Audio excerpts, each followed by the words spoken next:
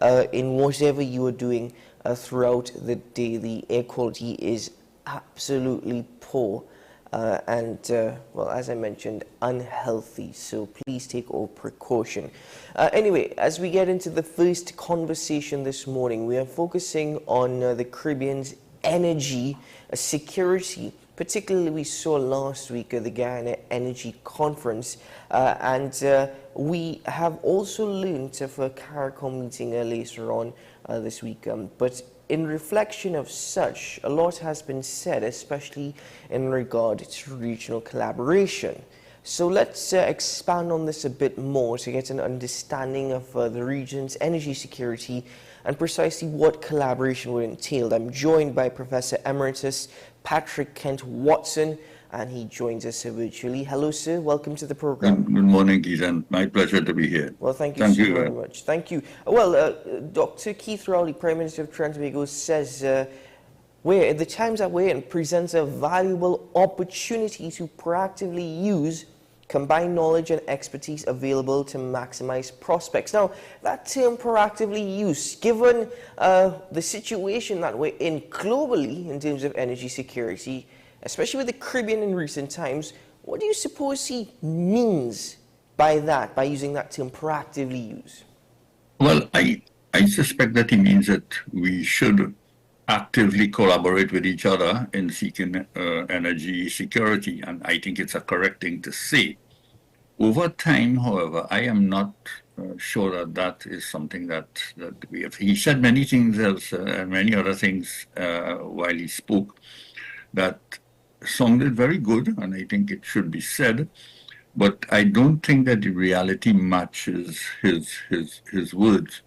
The collaboration that I am aware of, there has been more collaboration between Venezuela and the rest of the Caribbean, in fact, in providing energy security.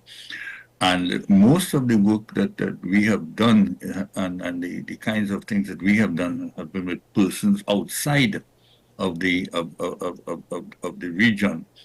And indeed, when I look at our own history and some of the other things that Dr. Rowley alluded to, things like using the energy, which is the main thing, in my view, for sustainable economic development. Trinidad and Tobago is not a good example of using energy even for straightforward economic development, let alone sustainable economic development. And we have been more a victim of what you can call Dutch disease over time, compared, for instance, to other countries like Norway in Europe, where they have used the energy for transformation, for keeping, and in fact, many Norwegians probably don't know that they have such large energy stocks, but they are a developing economy and they're using it accordingly. We, however, when we get it, Manley once used the expression, that's the former Prime Minister of Jamaica, the younger Manley. He said it went through Trinidad and Tobago like a dose of salt, much to the annoyance of many Trinidadians, but that's exactly what really happened. My suspicion is that the same thing is about to happen with Guyana, because they are following a pattern that I find very, very, very unhealthy. They're looking at the outsiders from outside of the Caribbean. That is the opposite of what Dr. Rowley is saying. They are seeking to maximize the fortunes of those from the outside. And I don't know to what extent there is, I would say, corrupt activity involved here. I'm not going to accuse the government of Guyana of that. But these firms have a tendency to try to get the best for themselves. And they generally get through with it in this part of the world. Dr. Rowley boasted that we have been producing oil for 100 years. And if you compare, for instance, the people who have started long after us in the development phase, Singapore is the classic example, where there's no oil and no gas, and yet they have transformed the economy into something that they have converted the country into a first world country. And yet we who have had this advantage, When the oil works, we do well, we live well, we buy fancy things, we eat all kinds of things, we travel very widely. Foreign exchange is not a problem.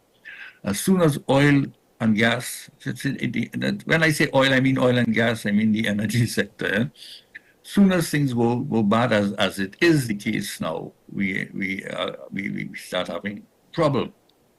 And so, for instance, when Trinidad and Tobago speaks about collaboration in the energy sector, we are speaking at a time when our energy resources are going against us. The production of oil in particular is on the decline, very, very, very badly on the decline, whereas in the case of Guyana, they're on the uptake. And I wonder if Guyana sees any great advantage, both in following our example of, and although they may be doing it inadvertently, and in collaborating with us. Now, there's one thing Dr. Rowley said, and he said it en passant, and I think it's extremely important. Notwithstanding the failure to transform the economy over the years, what we have done is that we have developed a capability in human resources. We have a tremendous amount of skilled oil experts. I mean experts in being experienced over time. They're in demand all over the world and should be in demand in Guyana as well. We have also developed a lot of expert services in the oil sector. I mean, the oil is a business like any other business, but it has its specializations and its specialized needs. And we have developed, for instance, accounting services, legal services, and so on. We have become very, very, very good at that. And we can provide this to Guyana very easily. And that is a source both of employment to our own nationals and hopefully a source of foreign exchange earnings that will redound to the benefit of the country. Professor Watson, can I just interject you there? Do you suppose that would be our next big export, the human resource? And it is already and has been an export for some time now. So I am unaware that we have not been using it. I know our people have been being used in the African continent and in many other places. I have personal friends who I knew who have worked in as far away places in Africa. They've worked in Scotland, they've worked in Aberdeen and places like this. So I am not in any way worried about that. Individuals will see to themselves, even when Petrotrin shut down the refinery, and that's quite another issue that we can address. Many of the persons easily found employment elsewhere. I'm talking about the highly skilled ones, the ones in higher places, and they migrated. And that is not an unusual situation. The human resource has been our greatest contribution. The oil sector, the energy sector, has contributed greatly to the skills that we have developed and have made our people marketable in many parts of the world. So it's not that is not a surprise to many of us. What we have also developed skills in other services and providing services, as I mentioned. So there can be that collaboration. But I think what Dr. Rowley stressed the most, and I think that is important to us and to Guyana, is that we should be using the oil to make sure that our energy is used to the development of the country, and we can use it as a basis for diversification of the economy. Now, Dr. Rowley mentioned a few things, both for alternative energy sources, as well as the development of energy, of non-energy related activity.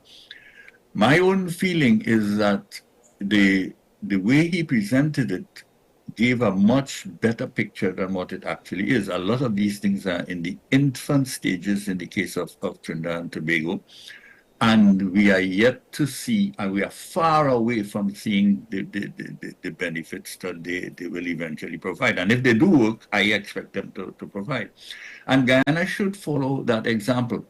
That collaboration, that is, it's a collaboration all around. It's not only in the energy, but given the fact that there are now two energy giants in the Caribbean. I mean, Guyana is in its infant stages and has not yet shown itself.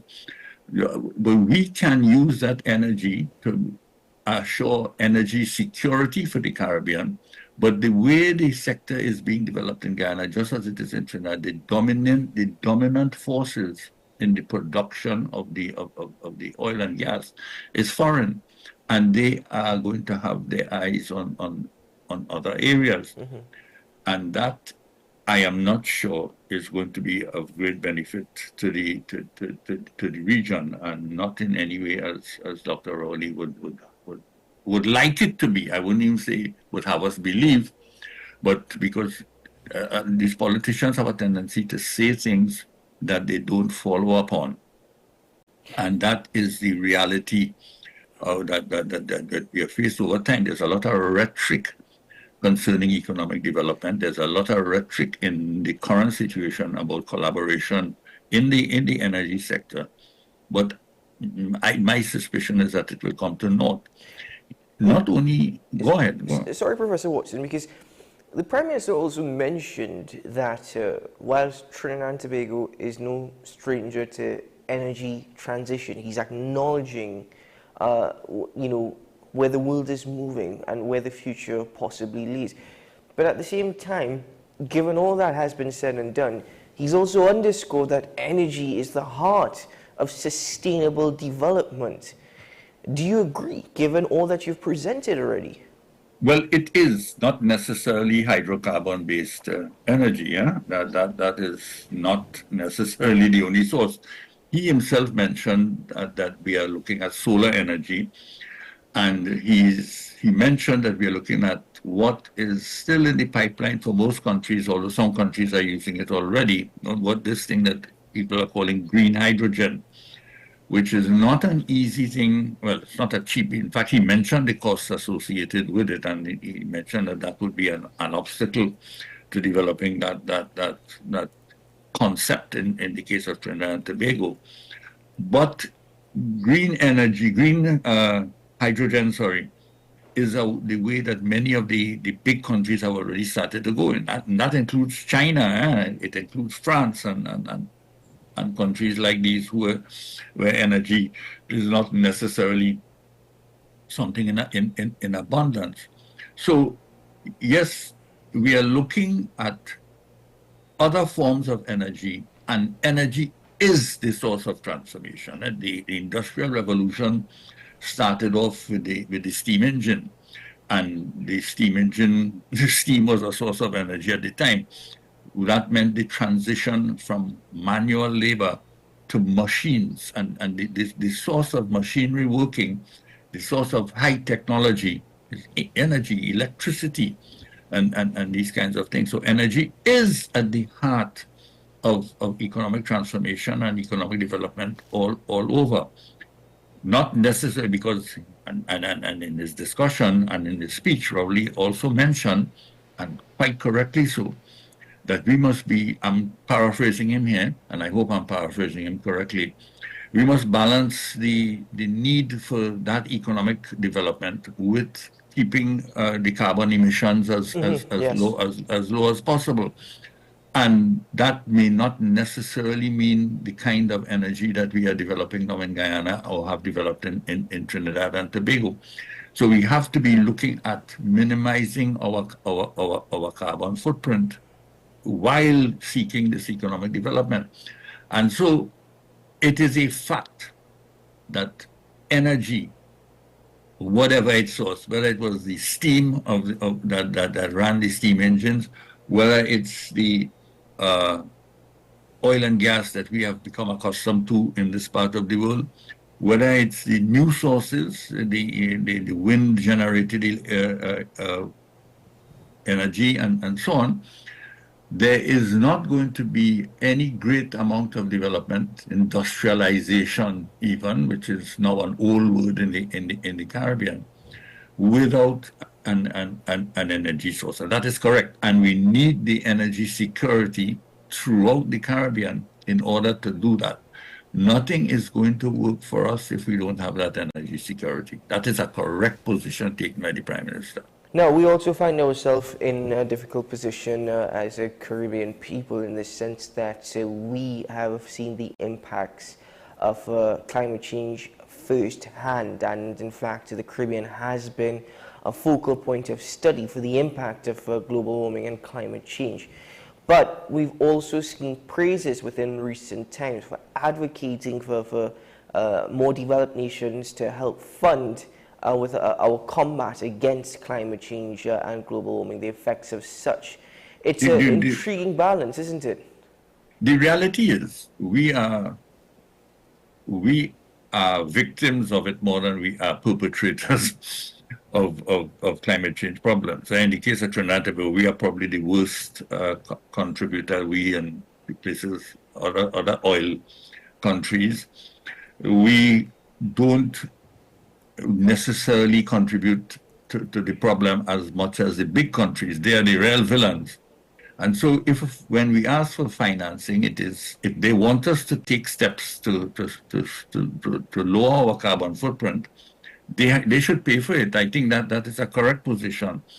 And they are grudgingly paying for it and so on. So yes, climate change and the need to attenuate the consequences of climate change, for which we are really not responsible. I mean, small countries like ours, we need to have the financing of the big countries, and that is not something that is in question. And they have recognized, the Paris Accords recognize this, and there are funds that have been set up, the Green Fund and so on, precisely with these kinds of things in mind, and we have been taking advantage of that. The EMA in Trinidad and Tobago is now the legal source of the recipient of the green funds and so on. So we are. It's not something that we are unfamiliar with, and it's something that should not surprise us. And the balance has to be struck, because if we don't do it, it's going to cause us some serious problems worldwide. But the big villains are the big countries. It's not us. And if we are to limit our own contributions to carbon emissions and so on, it is something that is going to have to be funded and is being funded. Mm-hmm.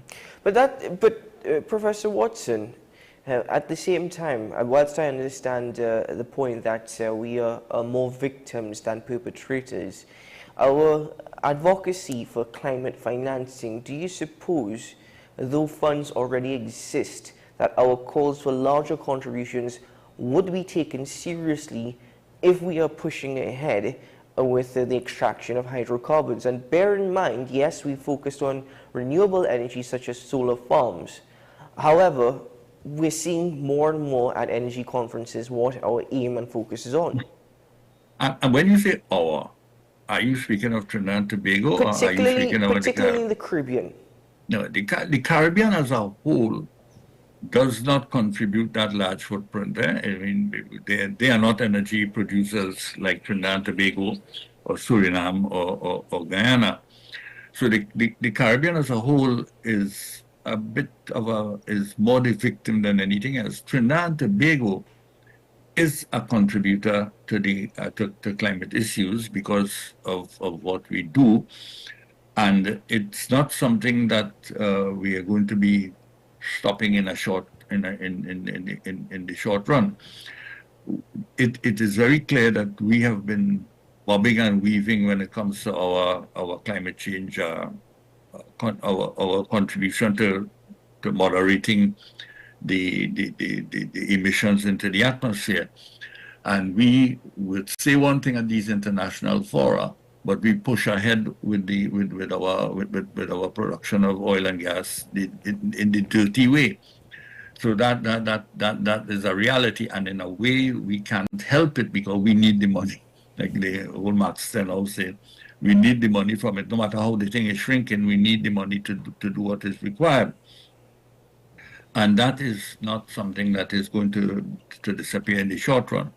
But in the Caribbean as a whole, where the others are not as guilty as Trinidad and Tobago, and not even yet Guyana, we are not we are to be the recipients of these funds, and that is something that is recognized. That I'm not telling you anything new or anything that I'm advocating. I think it is recognized, and it is being seen to.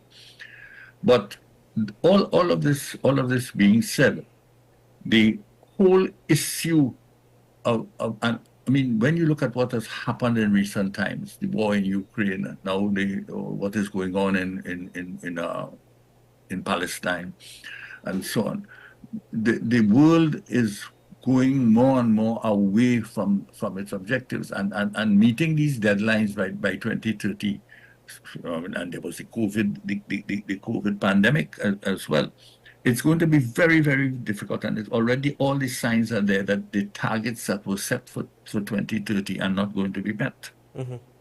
Well, Professor Watson, my final question to you this morning, again, referring to the global business environment, and the Prime Minister also referring to the resources that we have at hand. A couple, as you mentioned, with all the efforts in terms of regional collaboration, what does a positive economic strategy look like, or what needs to be the focus in terms of an economic strategy going forward? No, what we ought to have done, we did not do. What we ought to have done is that we ought to have used the oil resources to truly transform this economy, and to make something of it that it has not become. The best time has gone, but the second best time is now. If we don't do anything now, it's not going to happen. The Prime Minister has mentioned certain initiatives, and they are to be welcomed. And I hope it's not just old talk. It's a frightening thing that there's a lot of political grandstanding all around, and that is sometimes very, very annoying.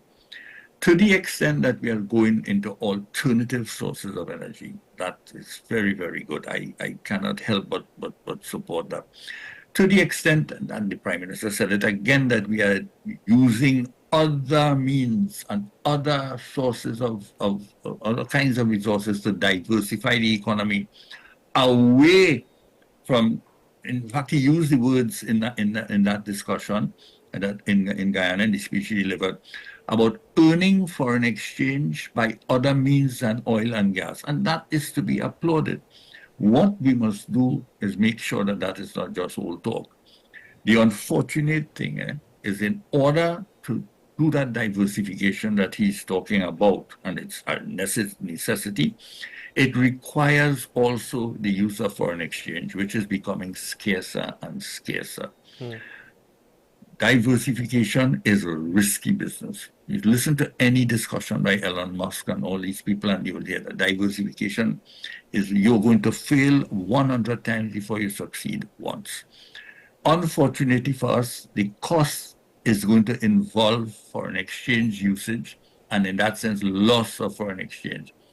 Do we have the foreign exchange that we could risk in that regard, or would we prefer to play it safe and go along with business as usual and avoid the risks associated with loss of foreign exchange due to our attempts at diversification? That's a question that we're going to have to resolve.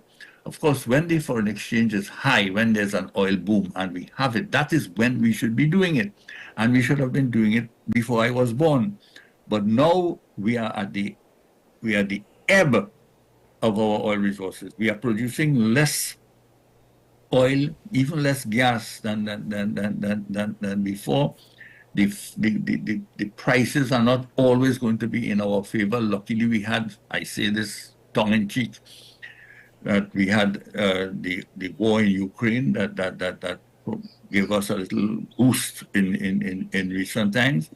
But even that is not in our favor anymore, largely because although the price is relatively high, and falling a little, but still relatively high, the production levels are falling all the time. And so it is clear that if we could have depended in the old days on the price rising and so on, even that is not going to be in our favor anymore because the production levels are falling. So we have to move away. The time is now. If we don't do it now, we're going to be in serious trouble. That is true for the country and it is true for the region. The traditional sources of foreign exchange are defeating us and they're disappointing us. Whether it's tourism, whether it's bananas, whatever it is, we must diversify the region's economy. And Trinidad and Tobago and now Guyana are in the forefront of being able to do that. And we must take advantage of it. Certainly. Well, Professor Watson, thank you very much for making yourself available once more and joining me on the program this morning for the discussion. Really appreciate your time and your willingness to share your knowledge and experience with us. Thank you so very much. My pleasure, Keaton. Have a good day. To you too, sir. All the very best. Take care. Ladies and gentlemen, let's take a break here on the program. It's a lot to digest. The complexities are not so complex as we would have learned from that discussion. However, it is a matter of all could be said at these various conferences and various meetings. The rhetoric could be wonderful. It's what comes afterwards, because bear in mind, you may hear similar messages being expressed next year. This year ahead, progress. Let's see where we are in terms of that. And we'll be right back on the program, ladies and gentlemen.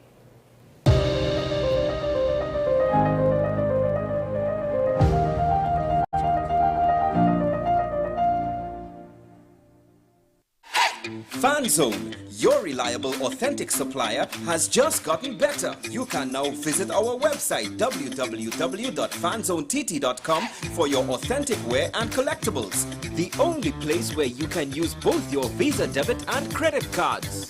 Visit our website fanzonett.com to make your purchase today.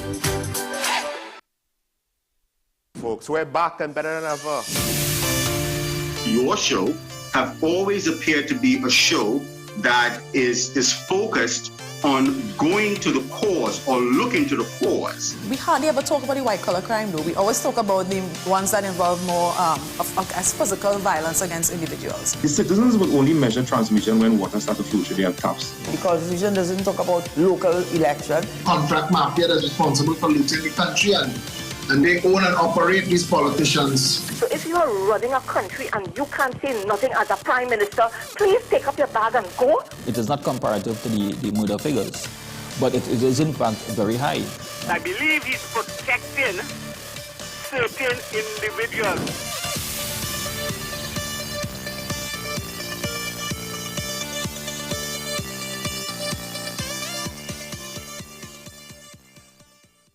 We are tackling the hard-hitting topics, some controversial topics, some topics we sweep under the rug. You don't always have to forgive in a relationship for it to move forward.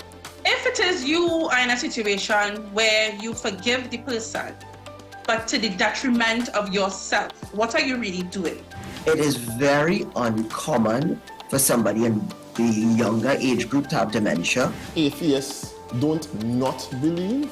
Is that I can't disprove God, but you also can't prove God, so we cannot a stalemate. We'll focus on the woman who's being the victim, right, or the man is being the victim. We exclude the children.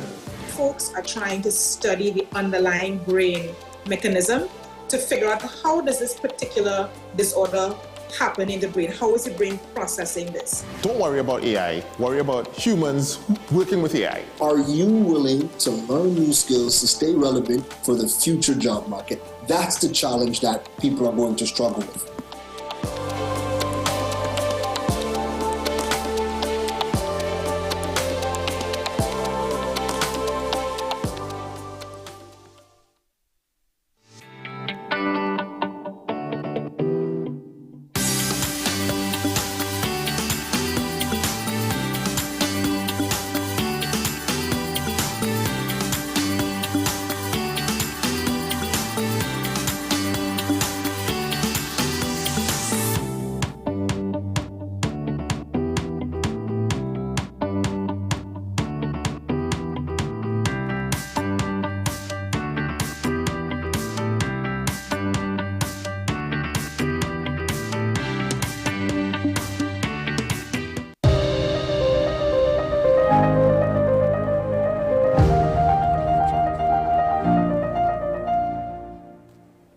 Welcome back to the program, ladies and gentlemen. Well, my next guest is to speak on the Ministry of Sport and Community Development's Community Sport Titan Teacher Edition program. Now, this is part of SHAPE, which stands for Sport, Health and Athletic Performance Empowerment in Communities. And its aim is to be the catalyst of holistic community development here in TNT. Well, my guest is Ms. Nikisha Charles-George. She's a project administrator, physical education and sports division at the Ministry of Sport and Community Development. She joins me virtually. Hello, welcome to the program. Hi, good morning. Well, thank you so very much for joining me. Let's start by speaking a bit more about the SHAPE program itself, this initiative under the Ministry of Sport and Community Development. We have an understanding of what the acronym stands for, but precisely what is the program's intentions, its goals, its aims to achieve? The program, the SHAPE in Communities program, is basically a holistic development program for sport and sport for development within the communities. To kind of revitalize communities, kind of build capacity within the communities. We have certification courses that we offer. We have recognition initiatives. We have tournaments. We have, we just want to revitalize our communities and bring sport and sport for development back into our communities. So then how does this Community Titans Teacher Edition program fit into that, those goals? Well, what we try to, the E of SHAPE is empowerment. And what we try to do is not only build capacity by teaching, we also try to empower persons as well. And we know that within the teaching system, we have some PE teachers or sport administrators or people just that work within schools with young people. We have them and they work so hard over these school years, and we just want to recognize them, build morale, show them, recognize and highlight the work that they do within the school system. And that is part of the SHAPE program to give meaning to what we do in sport in Trinidad and Tobago. Now, is there specific criteria? I know you mentioned teachers in particular, but are there any other criteria for one to be nominated to this particular? Go on. Yeah, sorry about that. To be nominated, you have to be within the teaching service, or not just the teaching service, be an educator at a educational institution for about 5 years. You have to be able to show or prove what you have done within that time that help the school, move forward in sport. What charities have you done? What fundraisers have you done? What school sports have you done? What teams have you worked with in terms of like football team, track teams, and stuff like that? Just show us what you do, and we will recognize the work that you do. We know that a lot of athletes, national athletes, elite athletes, that's where they start sports in school. So for myself, a former track athlete, national track athlete, I remember my PE teacher in school. I remember the lunch times we used to have organized sports within the school halls and just taking part in school district sports and stuff like that. So we want to recognize people that have worked tirelessly in the school system. We would have started this program in 2021, where we recognize persons within the communities from sports groups and sports serving bodies. And we realized, persons that work for over 15 to 20 years within the communities, and nobody knows about them. We know the athletes. So we're going into the schools now, we're tapping into the schools, we're trying to get the schools back into sport. Oh, wonderful. But in terms of this program itself, just linking it back to the overall SHAPE program, how is this promoting or helping to promote physical activities, especially within the community? Well, just show us what you do, We know that there's a lot of programs that happen within the communities, but the Ministry of Sport and Community Development, we are not able to do everything. We do not know everything that is happening. So with SHAPE, we tend to target all the aspects of sport and sport for development. Sport for development, which shows us what we do within persons within the community that help to develop sport within the communities. So the link is really to just highlight what happens in sport in Trinidad and Tobago. We can't just highlight our national athletes or elite athletes or medalists. You know, we have to show exactly what happens within the communities as well to give notification, notoriety of what's happening. What do you suppose the impact would be upon a school or community should their teacher actually be crowned the Teacher Titan as part of this program? I've seen how excited the community titans have been, and you know, you give the school, you give the students an opportunity to show an initiative, to show their creativity by putting forward one of the criteria for the nominations that you have to create a video, a 2 to 3 minute video showing the work of the titan. So you get the students involved because you know those are the young people who would be able to create those things. You get them involved as well. You get them to be able to show their creativity and breathe life into what they do at their school. You know, that brings a sort of an excitement into what we are doing. And we just wanna target the development of sport by using, you know, young people and teachers and all the stakeholders that build sport in our country. Mm-hmm. Now, are there any plans to expand this program in the future? Well, we started within the communities with community sport stakeholders, sport activists, enthusiasts. We are hitting the teachers now, so there is we will broaden it, but we have some things in mind, but we have some things in the works, so we will definitely, you know. Can't give away all the good stuff to come, all the surprises to come. Yeah. But in terms of the 2024 components, what else could we see happening this year? We have started with the adaptive physical education program where we target persons who deal with or teach persons with varying abilities. So we would have had one workshop in Trinidad, and we'll be going across to Tobago to do some work with the teachers and sports officers over there. We have the April Pools program that's coming up. Well, we begin in March this year and we end the ending of April. Once school closes, the April Pools Learn to Swim program that begins. We also have the district sports coming up where we go into the different communities or different districts and we invite persons to a tournament style program where you can come participate in football, netball. We have fun family day as well. We have a road race, come out, test your skills in the 5K. We also have, one other thing that we do have is the national registration drive where we're trying to build a database to see what we have going on and the persons that are directly involved in sport. So we encourage sport groups to come and register with the Ministry of Sport and Community Development. We also have our 2 main capacity building courses, which is the level 2 of the sport administration course. We would have started in 2021 as well. So we would have done a number of persons, over 300 persons would have been certified as level 1.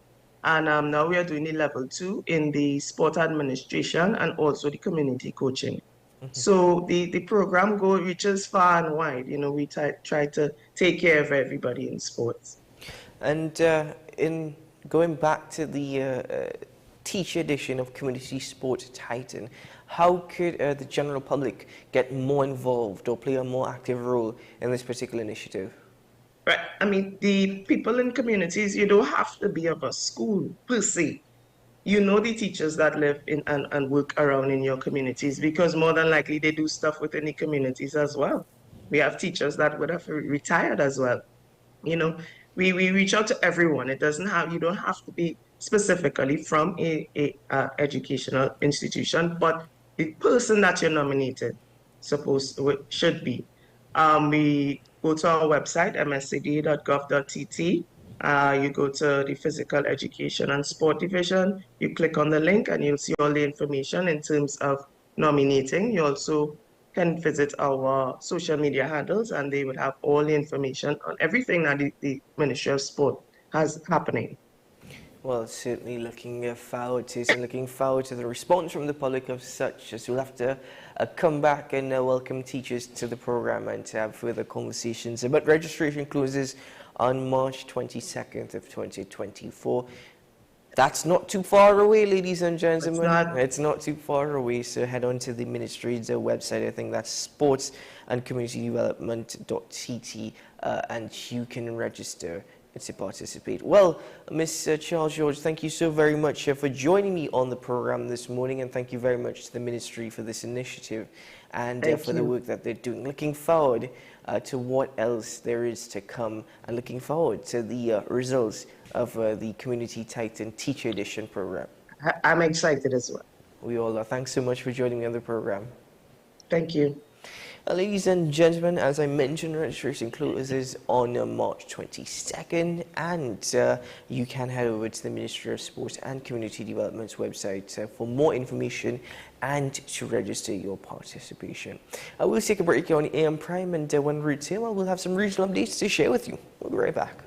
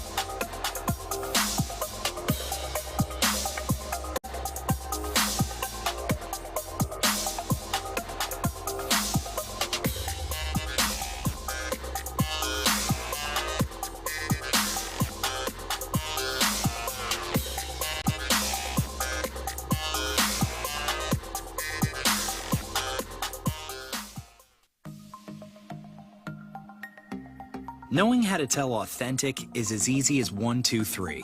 Find it, match it, search it. Step 1. Find the style number on the tag. Step 2. Match the style number inside the jersey with the number on the tag. Step 3. Search it. A quick Google search of the style number will verify the jersey is authentic when the search results match the jersey being searched. Don't be fooled by counterfeit jerseys. Before you buy, remember to find it, match it, search it. Fan Zone, 2 locations nationwide. Center City Mall, Chaguanas, and Movietown, Port of Spain. Nationwide delivery available. Take some time for yourself or spend some time with the family at Sandy Point Village Hotel. Enjoy our various studio and suite apartments, self-contained with their own kitchenettes and Wi-Fi. We also have our famous 100-foot swimming pool and our beachfront restaurant, The Steak and Lobster Grill. And our location in Crown Point puts us near the center of activity from the nylon pool to the local nightlife.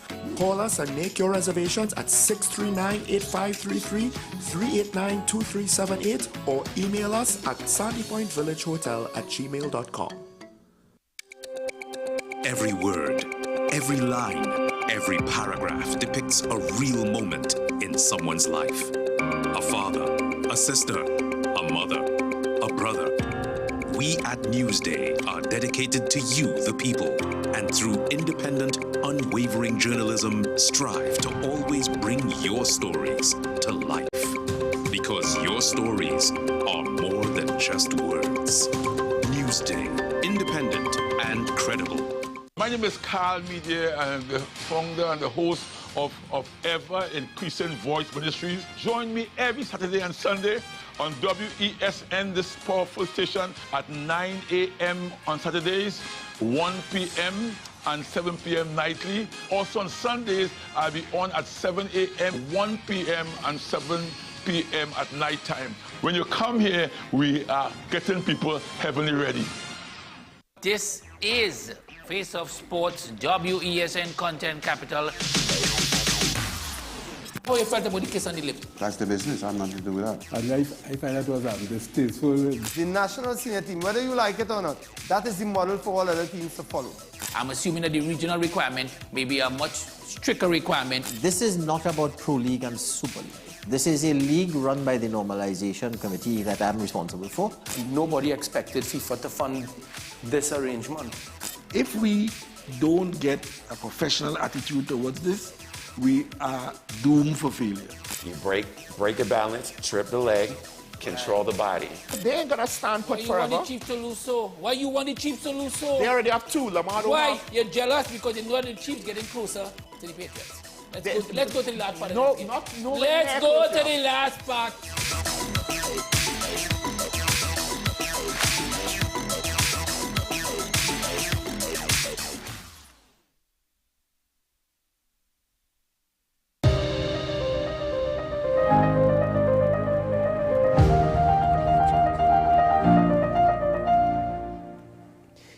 Welcome back to the program, ladies and gentlemen, and we have a couple of regional updates to share with you this morning. We're starting with Haiti, as the United Nations High Commissioner for Human Rights, Volker Turk, has noticed that more than 800 people were killed or injured or kidnapped in the month of January, more than 3 times the number compared with the same month in 2023. Another estimated 300 gang members were also killed or injured last month. He said the recent intensity of gang clashes, which sometimes last several hours, may indicate that some gangs have recently received new ammunition. Haiti also is recovering from a recent spate of violent demonstrations demanding the resignation of Prime Minister Ariel Henry. My mistake. Ladies and gentlemen, let's take a look at this update from Haiti. The UN says January was Haiti's most violent month in 2 years. In January alone, more than 1,100 people were killed, injured, or kidnapped in the country. The Western Hemisphere's poorest nation has been grappling with a wave of gang violence. Some armed groups have even taken over parts of the country. The UN rights chief warns that the expanding gang violence is creating disastrous consequences for Haitians. Well, to delve deeper into this story, we can now speak to Renata Segura, Deputy Program Director at the International Crisis Group. Thanks very much for joining us on the program. Gang violence has dogged Haiti for years now. January was the most violent month. Why has the situation become so dire?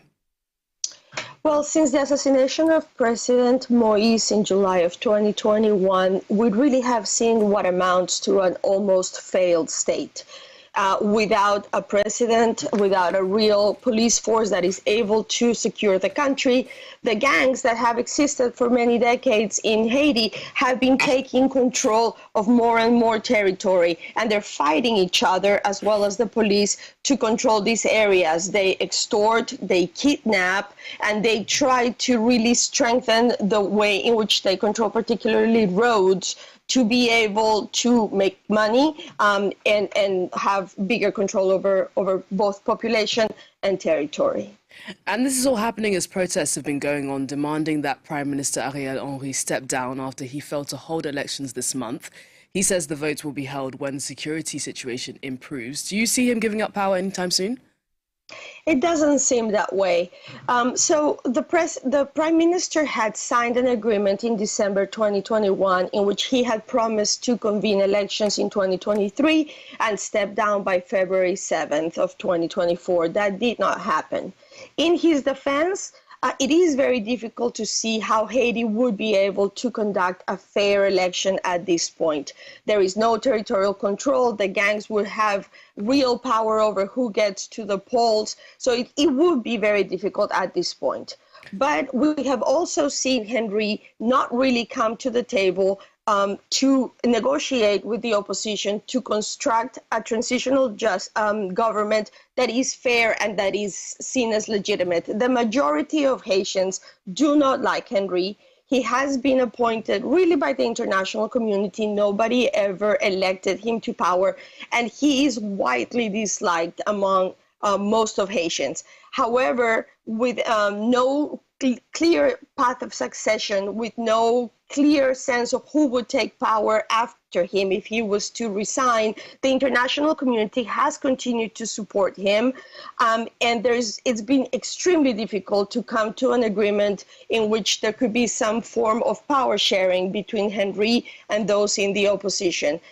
It seems right now that Henry is going to stay in power, very much with the support of the international community. So the situation is clearly difficult politically, but also socially as well. Haiti is the most poorest country in the Western Hemisphere. Is there any hope for the country? I mean, you always hope that there is going to be hope for the country, and even though it's sort of a common thing to say that people that are in dire straits are resilient, Haitians really are very resilient. There is obviously right now a lot of expectation about the possibility of a multinational support mission coming to Haiti. This would be essentially police, as of now, led by Kenya, but with the support of other countries, that would come to support the national police to take over some of these combats with the gangs and to be able to regain some territory, take away from the armed groups.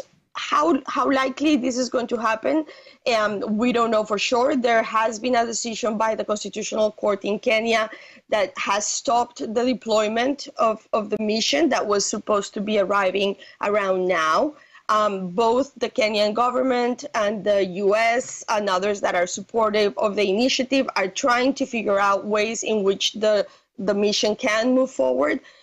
Even though it's going to be a very difficult situation for the mission if it does arrive, we do have hope that it would change the situation on the ground and that it would strengthen the national police to be able to take control of some of the country back and allow a bit of normality.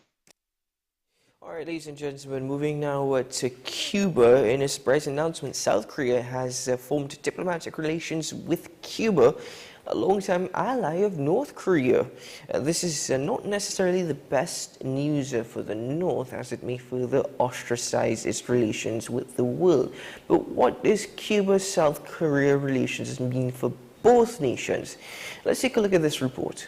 South Korea said it had formed diplomatic relations with Cuba, a longtime ally of North Korea. Now, the news is not the best news for North Korea, as it will further ostracize the North from world stage. We have our foreign affairs correspondent, Eunji, for details. Welcome back, Eunji. Thanks for having me. So, Eunji, South Korea had long pursued to add Cuba to its diplomatic list, and finally they've made it official. What significance does that carry? Well, it has a lot more meaning than simply adding another country to the list. Seoul's foreign ministry even said it marks a crucial turning point for South Korea. The establishment of diplomatic relations with Cuba, the only country in the Central American and Caribbean region with which we did not have diplomatic ties, is expected to serve as an important turning point in our efforts to strengthen diplomacy in the Latin American region. As we just heard, the communist-run island was the only country in Latin America that did not have diplomatic relations with South Korea. Bilateral exchanges had been cut off after Fidel Castro seized power in a 1959 revolution. For the past 20 years, the South Korean government has worked on improving relations with Cuba. Growing popularity of Korean culture such as K-pop and K-dramas in Cuba in recent years also added momentum, eventually leading to formal diplomatic ties. Among the UN member states, Syria is now left as the only country that does not have diplomatic ties with South Korea. Right, and Cuba and North Korea have come a long way, going back as far as the Cold War. Now, the news must have been a shock for North Korea. Right, Cuba has been and continues to be one of North Korea's closest allies. North Korea established diplomatic ties with Cuba in 1960, and Cuba still has an embassy in Pyongyang. With South Korea and Cuba agreeing to open diplomatic relations, the North is expected to become more isolated on the global stage. In fact, a senior official from the presidential office told reporters on Thursday that North Korea will inevitably face a political and psychological blow as a result of the establishment. Right, and I hear the announcement had been kept secret until the last minute. They even decided on the exact hour and minute when to make the deal public, right? That's right. The Yoon administration appears to have pushed ahead with the process in a low-key manner for the past 2 years, considering Cuba's close relationship with North Korea. Only a very few relevant officials were aware that the diplomatic relations would be newly established, and this was not disclosed to other authorities or to the media in advance to prevent North Korea from interrupting. Then what does South Korea hope to achieve from its improved ties with Cuba then?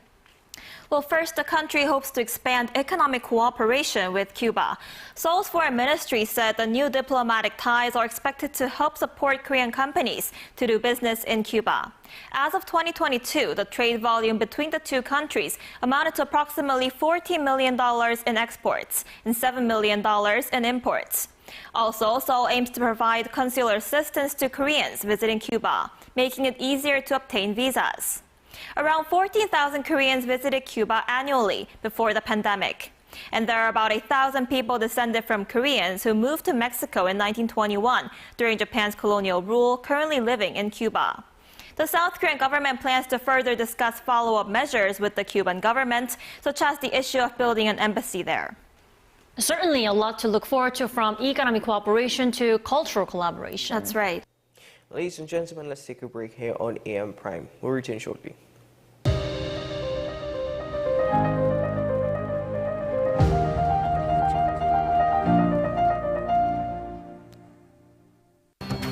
The issue, the continued rise in the price of flour and its impact on the cost of living in Trinidad and Tobago. How should we go about it? I want to ask you, what has been revealed to you about the state of vulnerability in the country because of this exercise and because of what we're going through? Is the government losing the war on the vaccine front? The discussion should revolve around the common good for the greatest number of people in Trinidad and Tobago. How do we inculcate a sense of respect and regard for people who may not be of your own political ilk or persuasion? The communities are now being used by political opportunists. So when the tables are turned, it's the same way. Okay, this has been 10 questions. I'm Andy Johnson, and we'll see you next time. Folks, we're back and better than ever. Your show have always appeared to be a show that is focused on going to the cause or looking to the cause. We hardly ever talk about the white-collar crime, though. We always talk about the ones that involve more as physical violence against individuals. The citizens will only measure transmission when water starts to flow through their taps. The Constitution doesn't talk about local election. Contract mafia that's responsible for looting the country, and they own and operate these politicians. So if you are running a country and you can't say nothing as a prime minister, please take up your bag and go. It is not comparative to the murder figures, but it is in fact very high. I believe he's protecting certain individuals.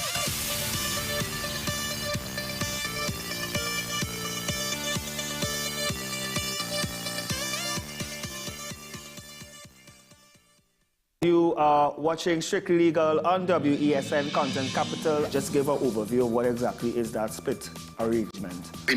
Now you don't need to register nothing. We can do that another time.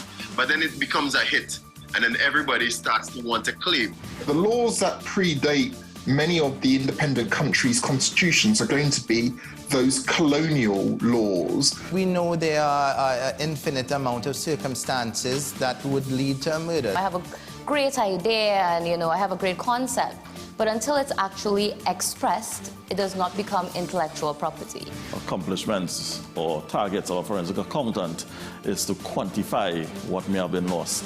We believe in different criminals and we manipulated the law and we exploited the system. A responsible journalist will reach out to the person who they have the information on for a comment.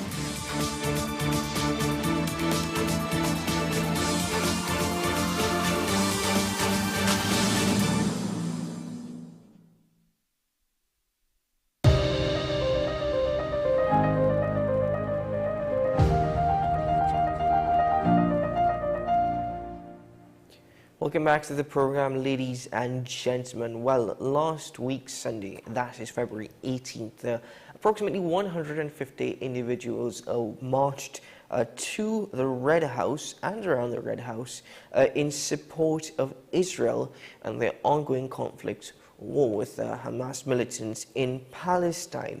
Now, this issue is around the world. Stories have been popping up all over of more and more people protesting pro-Israel, pro-Palestine. But let's get an understanding why here in TNT this has happened. I'm joined with the organizer of the event, Bishop Dr. Victor Gill of the Redemption Christian Center. He joins us virtually. Hello, sir. Welcome to the program. Thank you. Good morning, and to Trinidad and Tobago, and thank you for having me on this television station this morning. Well, thanks for joining us. So this issue is, well, it's very polarizing to say the least. But let me begin by asking you, where does the support for Israel stem from? Precisely, why is there support for Israel? Okay, well, as you said, it's polarizing, but I don't think it should be, and I try to avoid the polarization as much as possible. We have had Muslims who stood for Palestine, and they have their rights to do that. And by the same token, I believe we should stand, and I'll give you a context for that. First of all, I want to make it clear that I believe Jewish lives and Palestinian lives are equally valuable in the sight of God, and both have a right to exist. Having said that, it must be known to the world and Trinidad and Tobago that Israel is the only Jewish nation in the whole world. There are 23 Arab nations. Israel occupies less than 1% of all the lands of the Middle East, just 1/6 of 1%. And the Arab nations occupy 99.9% of the lands. Israel is occupies just 10,000 square miles of land. The Arab nations occupy 5.2 million square miles of oil-rich land. Israel land space is 265 miles long, 48 miles wide, and at the middle section is just 9 miles wide. And my position is simple.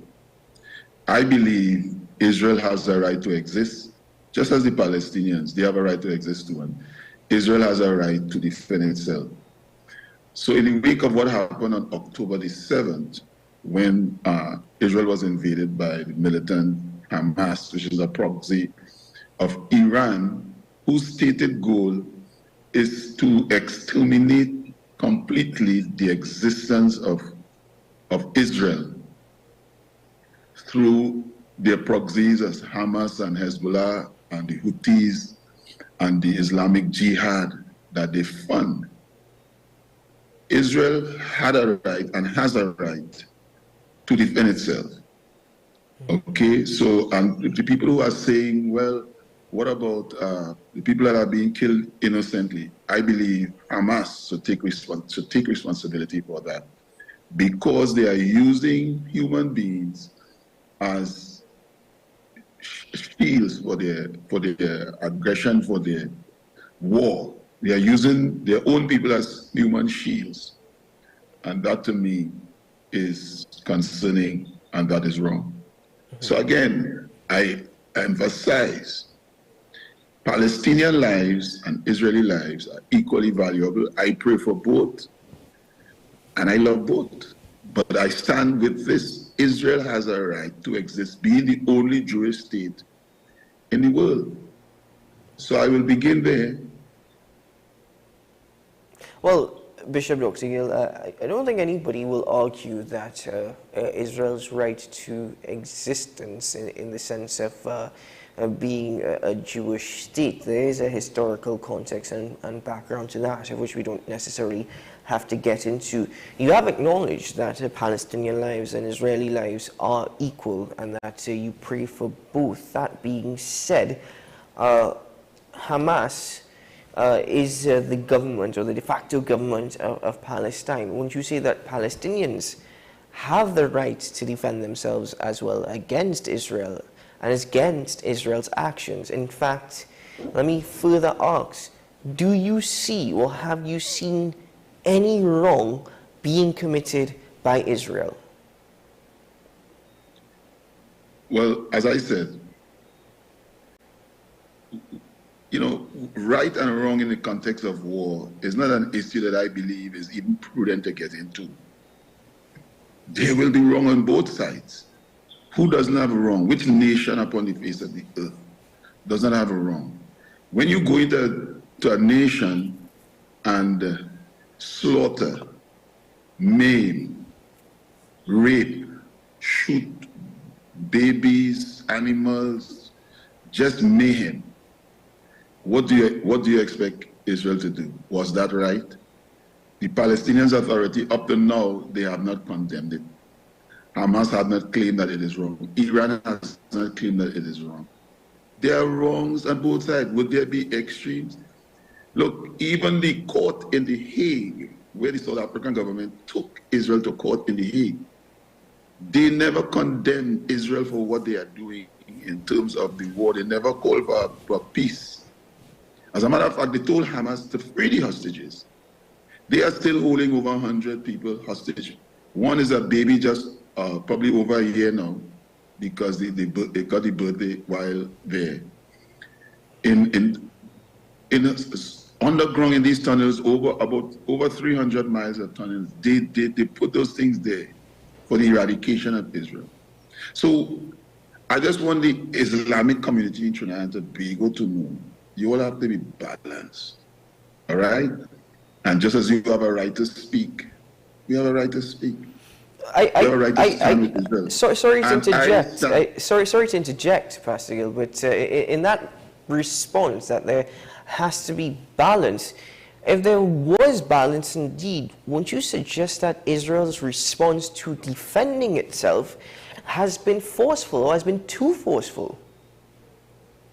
Well, that is based on opinion, right?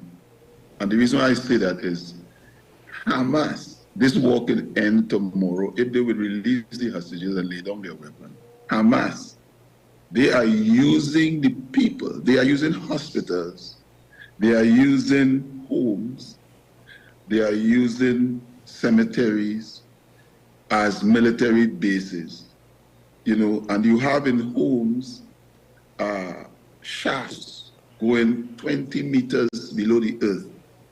And then there is a maze of tunnels where they operate. What do you expect Israel to do when you use, and that's a question that is a question that we have to grapple with, you know? So it's not a simple issue to say, well, Israel is overreacting. I think we have to grapple with that issue. I am saying Israel has a right to exist. Israel has a right to defend itself. You cannot use your own people as human shield to destroy Israel and expect Israel to fold its arms and say, okay, go ahead, because we don't want to do anything. No, the world must be honest. The United Nations must be honest. The European Union must be honest. And everybody must be honest. Hamas must take responsibility for that. No, you don't use innocent people as human shields. I'm curious to know the news about innocent people being used as human shields, where it came from, because Western media outlets were reporting that Israel was saying just that, but they could not confirm nor verify that that was indeed fact. Earlier also in the conversation, you gave a geographical explanation, and I thank you for that. But all in all, if you take a look at the West Bank or even the Gaza Strip, Israel had control of the resources heading into both areas. They also had control over the air and maritime borders. So in the last few years, conflict has never ended. Conflict has continued, and Israel has also globally has been seen as really, in a sense, continuing a war that this attack on the part of Hamas was, in other words, inevitable. Do you see it that way at all? Okay. As the inevitability of the conflict, I know we would eventually go there. And I want to just say this. In 1947, the UN proposed a partition plan for the creation of a Jewish and Arab state with Jerusalem as an international city, and the Arabs opposed it. In 1922, the League of Nations established the British mandate for Palestine to establish a homeland for Israel. But because of constant opposition, they eventually, they couldn't do it, and the UN proposed in 1947 to partition the land as a settlement. Okay, but what happened? The Palestinians, they rejected it. They didn't want a partition. They didn't want Jerusalem to be an international city. However, on May 14, 1948, Israel went ahead and established itself as a nation. And the next day, Egypt, Syria, Lebanon, and Iraq attacked Israel. And they lost. So then you had the 1967 war, where Israel discovered that they were going to be attacked again. They did preemptive strike. I'm just giving a brief history. No, but Bishop Dr. Gill, you're missing some key facts as well. The mere fact that on that strip of land... Go ahead. I'm going to finish. Right.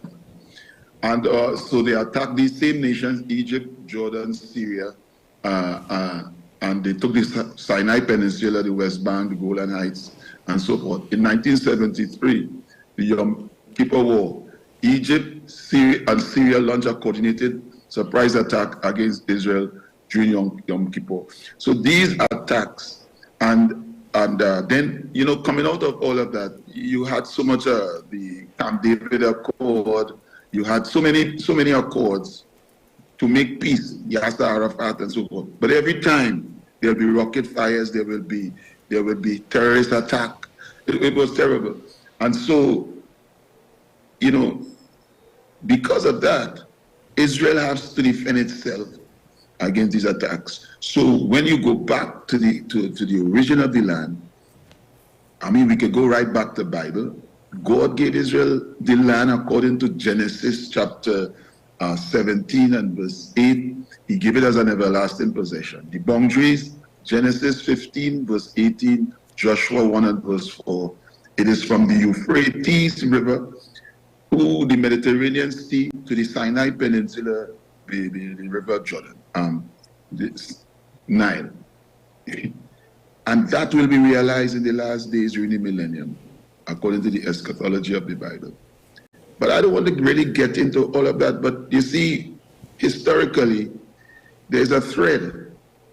And Islam began in 610 AD. But Judaism existed much longer. All right? And we are talking about the Bible. The Quran quotes the Bible. The Bible never quotes the Quran. And the Bible is a historical book.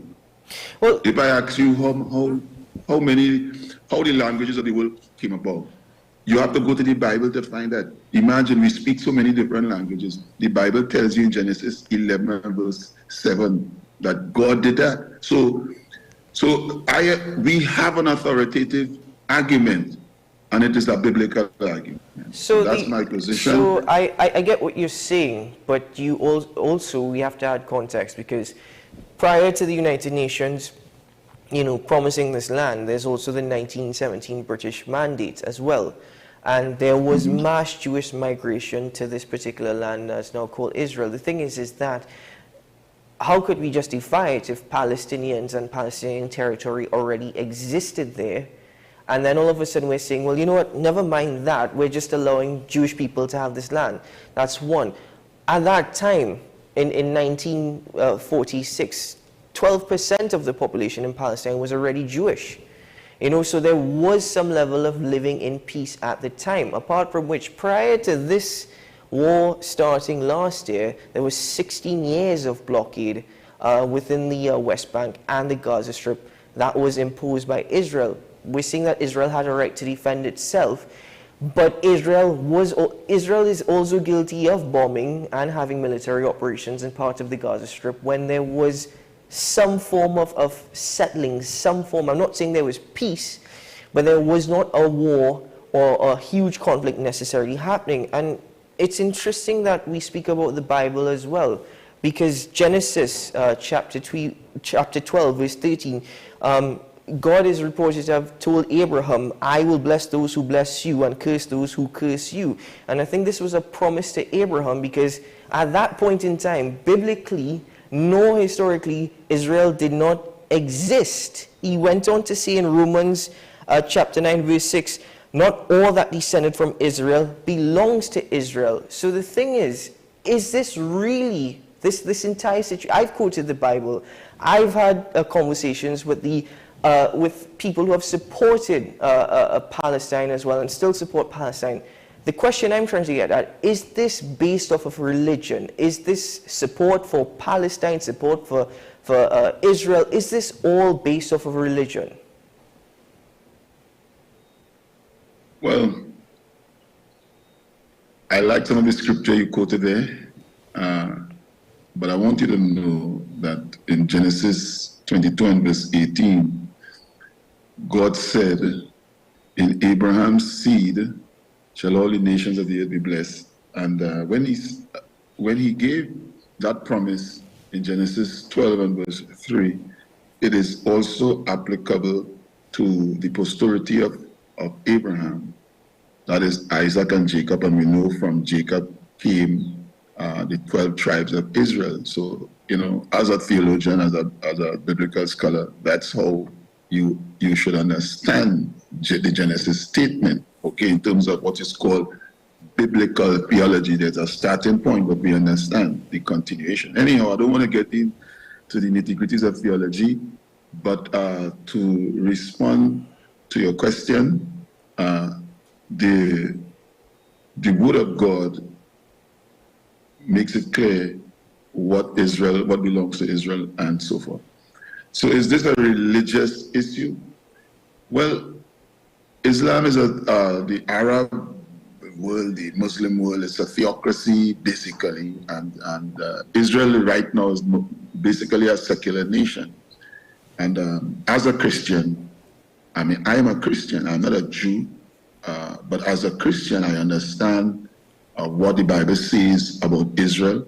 And the scripture says in Genesis chapter 122, Psalms 122, verses 6 and 7, pray for the peace of Jerusalem, they shall prosper that love thee.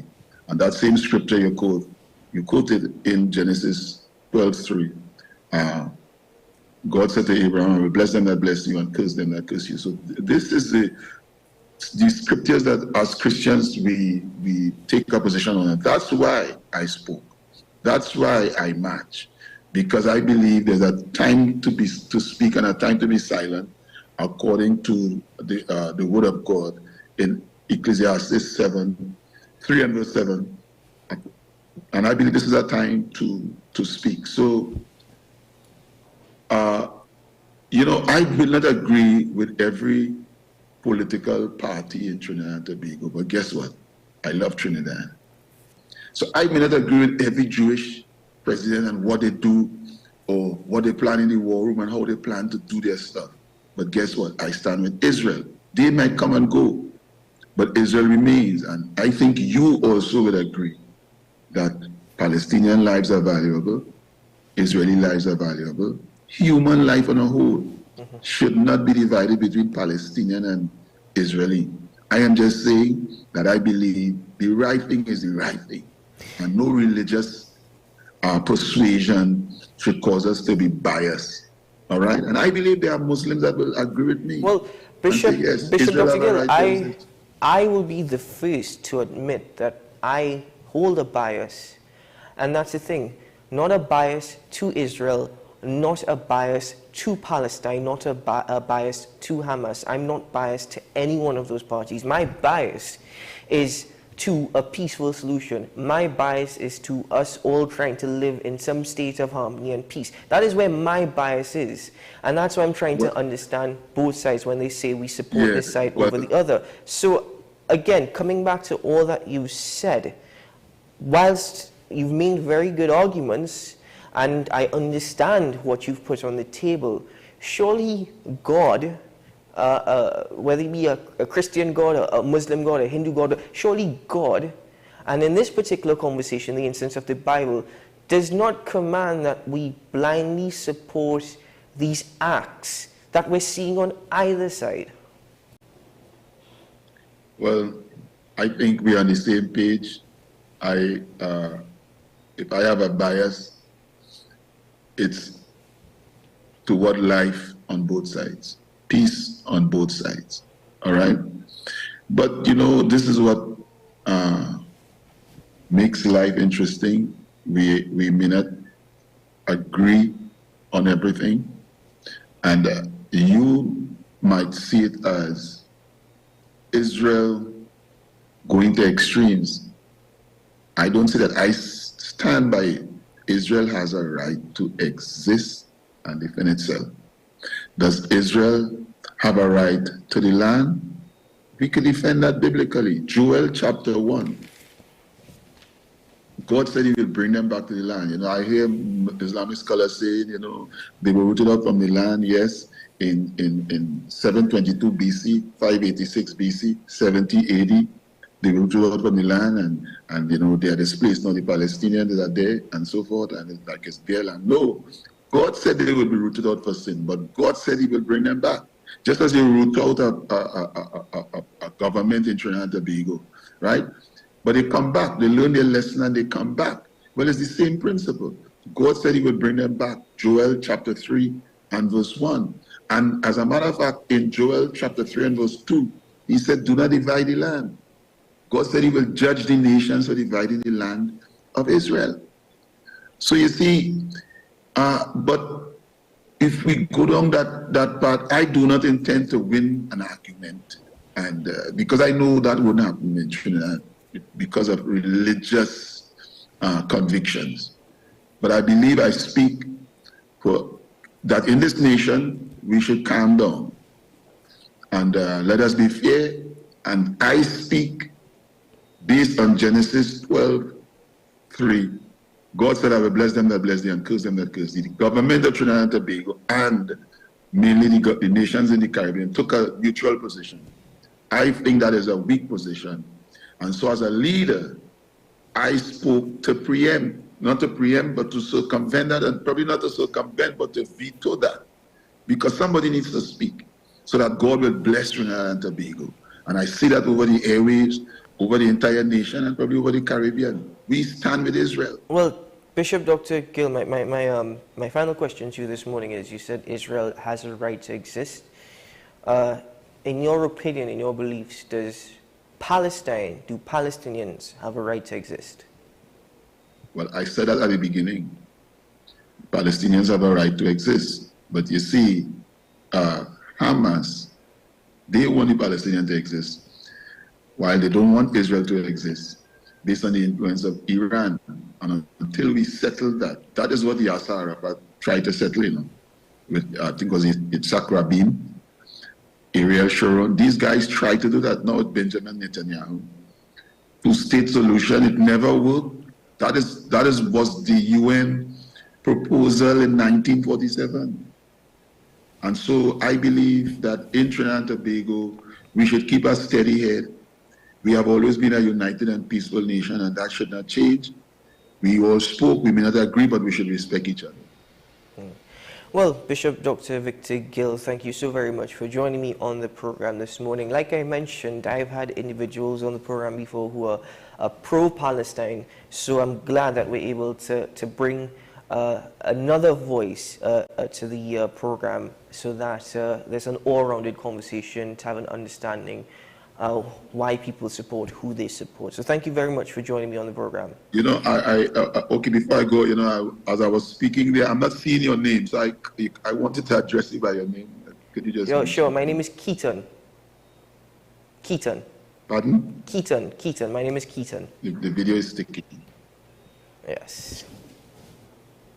Okay, well, Keaton, thank you so much for having me. Thank you so much for the conversation, and may God bless our nation. Thank you very much, sir. Thank you so very much. All the best. All the best. Bishop Dr. Victor Gill of the Redemption Christian Center joining me on the program this morning, ladies and gentlemen. As I said, I'm glad that we've had the opportunity on this platform to welcome all voices and all sides to any conversation. And certainly, I will agree, as human beings, that's really what makes it most interesting, that we have opinions and they may not be the same and they may be completely different.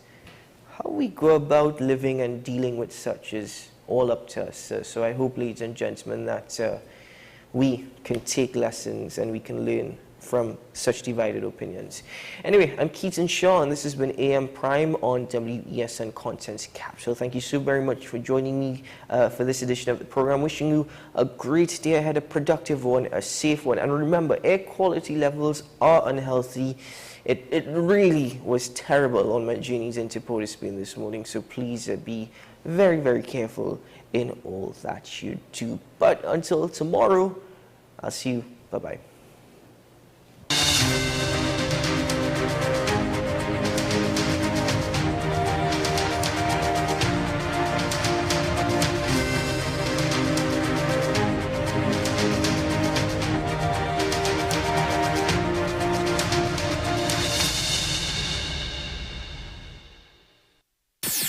WESN.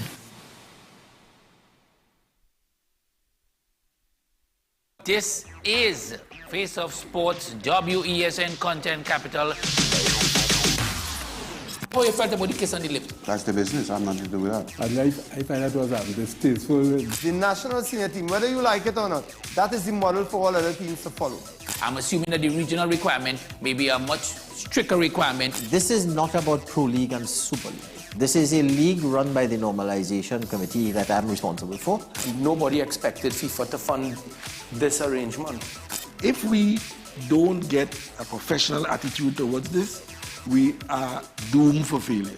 You break the balance, trip the leg, control the body. They ain't gonna stand put forever. Why you want the Chiefs to lose so? Why you want the Chiefs to lose so? They already have two. Lamar don't Why? have. You're jealous because you know the Chiefs getting closer to the Patriots. Let's go to the last part. No, of the game. not Let's go to the last part.